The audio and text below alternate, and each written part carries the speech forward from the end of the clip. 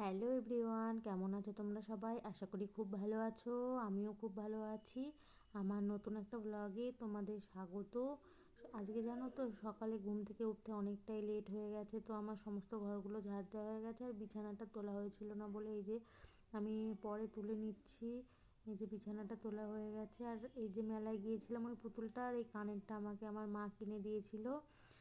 দিয়ে একেবারে স্নান ধান করে এই যে জামা কাপড় নিয়ে ছাদে চলে এসেছি। জামা কাপড়গুলো মেলে দিচ্ছি।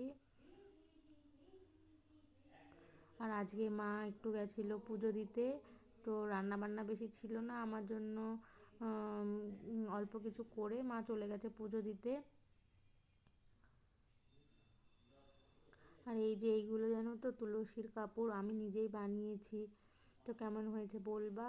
আর এই যে এইদিকে শুকনো কিছু জামা কাপড় ছিল, আর কিছু হালকা ভেজা জামা কাপড় ছিল, সেইগুলো উল্টে আমি মেলে দিয়েছি। আর তুলসীর কাপড়গুলো কেচে আমি এই যে মেলে দিচ্ছি।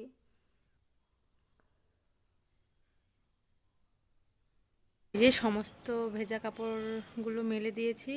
আর এইগুলো এই যে শুকিয়ে গেছে, তো এইগুলো ভাঁজ করে একবারে নিচে নিয়ে যাচ্ছি। আর এই যে সন্ধ্যার সময় একেবারে চলে এসেছি চা করতে। চাটা বসিয়ে দিয়েছি, আর এই যে এদিকে একটু আদা দিচ্ছি।